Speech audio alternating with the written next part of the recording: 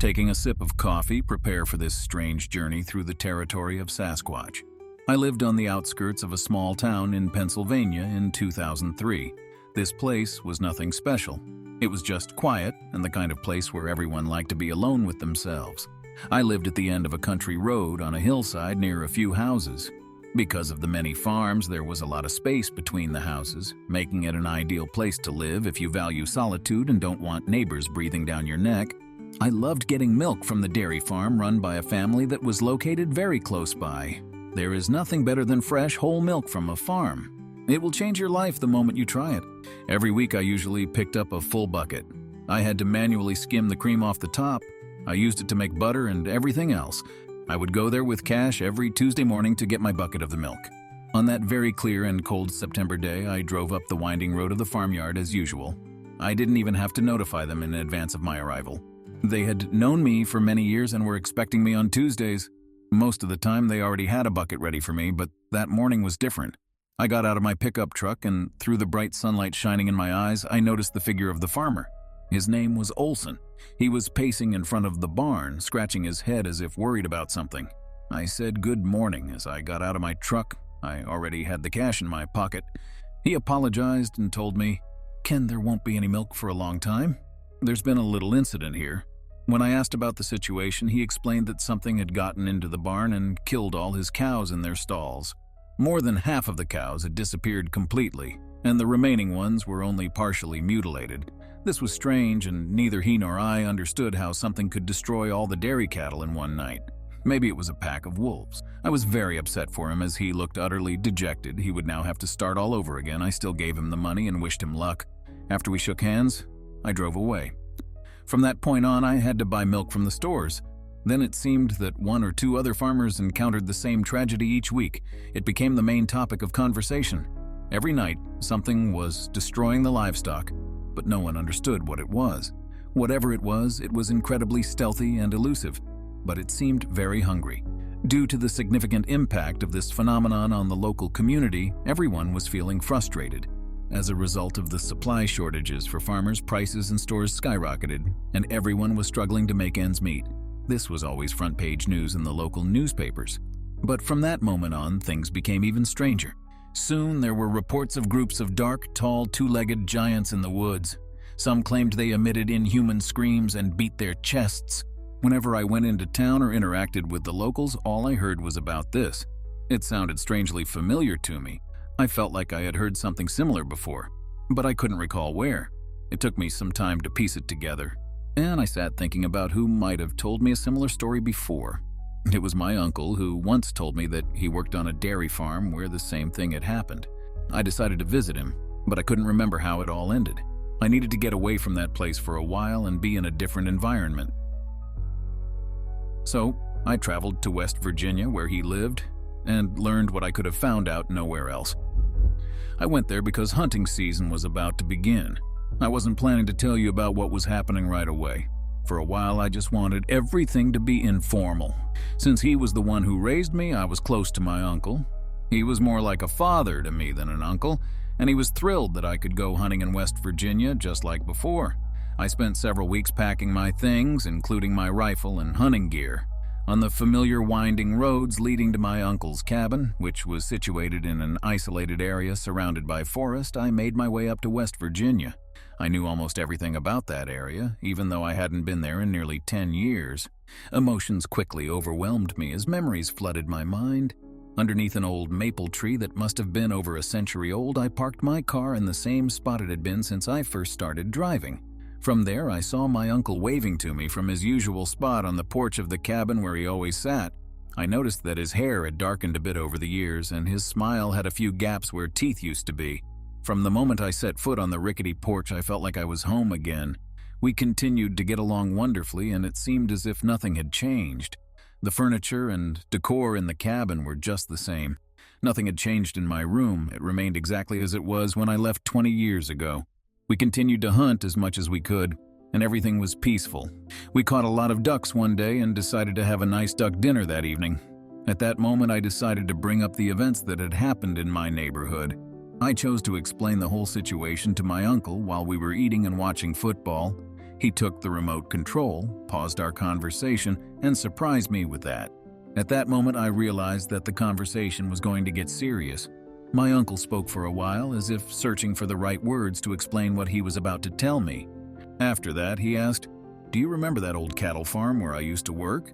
He said something like that. He continued, and I responded with an affirmative nod. "Ken, these things in this world are some of those things we may never know the answer to.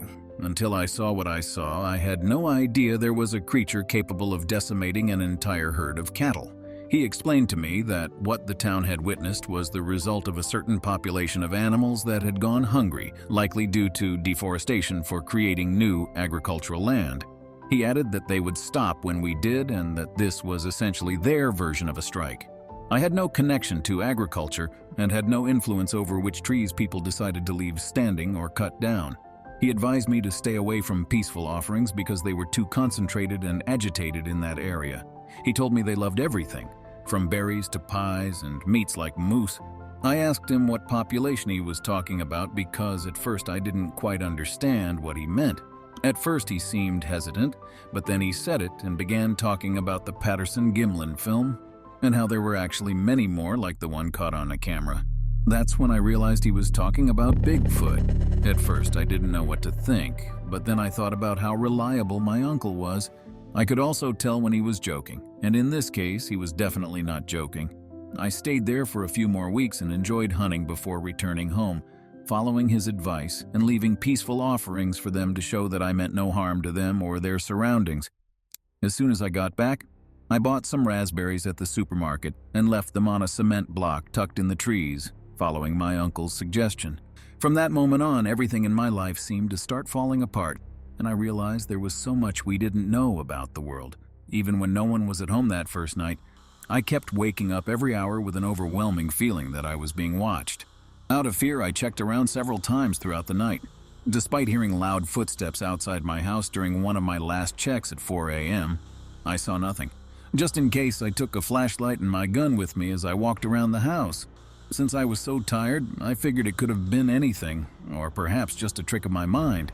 After that, I went back to bed because I couldn't find anything and slept for another 2.5 troubled hours before heading to work the next day.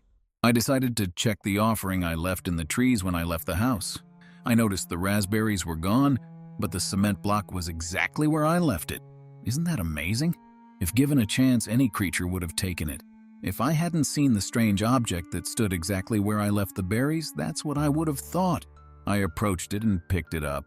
It was a piece of obsidian with some deer antlers attached by some sort of handmade rope. I felt it was strange and excessively unusual for the berries to have been taken by some ordinary creature. Therefore, I interpreted my uncle's words as referring to Bigfoot and kept them in my mind. Considering how things were unfolding around me at that moment, I had no reason to doubt that my uncle was right. I couldn't help but wonder if what they left on the cement block was in some way an attempt to say something to me, and whether I needed to respond in some way. Keeping quiet about this all day, I concluded that perhaps the antlers signaled a desire for moose meat. So that evening, after work, I went down to the basement and gathered the rear steaks I had left from the moose I had caught about a year ago. I let them thaw and set them out for them on the cement block, in the same spot where I'd left the raspberries. That night I slowly fell asleep, but the feeling of unease remained. It was as if you were about to have a meeting, and you didn't quite feel at home and thought something needed clarification. I can't speak for everyone. I would describe myself as an introvert, so I think that's the best description I can give. That evening, as it turned out, I was indeed accompanied. I again experienced the same sensation, waking up several times and suffering from insomnia. I heard footsteps outside the house again, but this time I also heard voices. I couldn't make out what they were saying, but I decided to step outside with my flashlight. I only saw still figures, but I could still hear the voices. They were arguing about something I couldn't catch. I returned inside but found nothing. Even though the voices suddenly disappeared, I felt as though I was being watched. When I shone my flashlight on the trees, I saw a person with thick hair looking at me. His gaze was so penetrating that I couldn't make him move. The beam of the flashlight illuminated another face with the same expression as the first. I was scared, to say the least, because two such hairy creatures were looking at me. I slowly backed away. Even though they looked like humans, I felt compelled to react as if I were facing a wild animal. Even my own reaction surprised me a little. Strangely, I almost forgot about the offerings I had brought for Bigfoot, and I didn't realize until I saw the second creature that he was holding the very rear stakes I had set out. Moreover, I finally understood that what I was looking at were two real Yetis. I was deeply shocked. All I could do was trust that they understood my efforts were also directed toward harmony and I wasn't looking to bring any troubles between myself and them. I continued to watch them, stepping back a few paces. The man holding the jerky lifted it and slightly nodded his head. I assumed that meant approval. There was no visible discontent between us and no one looked hostile. So I cautiously and slowly made my way back to my house. I was so astonished that Yeti truly exists, and it genuinely excited me. I mean, this was something I never thought I would encounter. I just couldn't help it. I had to give them something more. I went home and gathered everything I thought they might like. Although it was all still frozen, I brought more jerky, ground meat, bacon, bologna, a head of lettuce, hot dog buns, cheddar, and anything else I could think of. They were here, although I wasn't sure if they had stayed. However, this time they were right next to my house, and I was momentarily frightened by them. I mean, they were incredibly tall. Their height likely ranged between 7 and 8 feet and had very impressive physiques. I certainly didn't want to anger them. I said, "Hey guys, I have more goods for you," stumbling over my words out of fear. I laid the food down between us and stepped back. Before they sat down and began to eat, they both took a brief glance at me. Then they stood up to their massive height and nodded at me before returning to the forest with the gift. After that, I tried to lie down to sleep, but I was so astounded by it all that I couldn't really fall asleep. The next morning, I called in sick to work because I hadn't slept well and decided to take the day off. I needed to go to the store because I had run out of things to give the Sasquatch, so I needed to buy more for myself and for them. I bought more ground meat, steaks, chicken, various vegetables, desserts from the pastry section, peanut butter. Whatever I could recall, I grabbed it all. I also bought 4 of each item, so they would each have 2, as there were 2 of them and they were pretty big guys. I didn't plan to give everything at once. I set up a plan to generously treat them every day. I offered spicy apple pies and 4 chicken breasts later that same evening. It was around 11 p.m. when I heard 3 knocks on the window of my living room while I was enjoying spaghetti and beer at the kitchen table. When I opened the curtains, I nearly lost my balance and fell back. I saw the same faces of the 2 Sasquatches I had seen the day before. Both of them heavily breathing, pressed against the glass due to their enormous strides. They had hints of sweet dessert on their faces, so I assumed they found what I had left for them. I opened the front door, which was beside the windows, and stepped out into the yard. They both remained by the window but continued to silently watch me. I tried my best to convey to them that I had more treats and that I would show them soon. I went back inside, leaving the door open behind me. I heard something in the kitchen beside me while I was looking for more chicken in the refrigerator. To check what I heard, I peeked into the fridge. In my kitchen were 2 very large, muscular, bald men standing next to me. With their massive hands, they were both eating the spaghetti that was left on my plate. I was very distressed by all of this, and I had no clarity whether they were trying to kill me. So I just tried to act as friendly and casual as possible. They watched as I set the remaining chicken on the table next to their position after pulling it out of the fridge. One of them made a loud noise, while the other immediately headed for the refrigerator and began rummaging through it at his own risk. He lifted one of the T-bone steaks, ripped open the packaging, and immediately began chewing on it. The one who was eating the chicken finished it in a minute and soon attempted to get into the fridge. However, the other one stood up to guard the fridge and aggressively closed the door. He looked like he didn't want to share, and that's when the bad part began. Before punching the other in the face with a powerful blow, the man trying to get into the fridge made a loud and threatening noise. When the fist struck him in the head, I heard a crack. The one who got hit initially looked confused, but when he grabbed his opponent by the long, unkempt beard, his expression changed to fury. He pulled him close and slammed his face against the refrigerator door, leaving a significant dent, and then spun him around. With such force, he threw him against the wall of my kitchen, causing all my dishes to fall and break. All of this greatly distressed me, so I hurried into another room to stay safe. The one who was thrown quickly got up despite having a large cut on his forehead. He jumped back into the fight with the other guy after shaking off the glass. They both crashed violently onto my table, breaking it to pieces due to their giant weight, and they were locked in a brutal struggle. They must have weighed at least 500 pounds each, totaling approximately 1,000 pounds of fury, wreaking havoc in my home. I realized this furniture couldn't withstand it all. I understood it was time to leave my house. I watched as they threw each other against the walls, destroying them, breaking windows, wrecking furniture, and leaving holes in the floor. I had to flee for the night because staying there was no longer safe. I didn't know whether to call the police or what to do.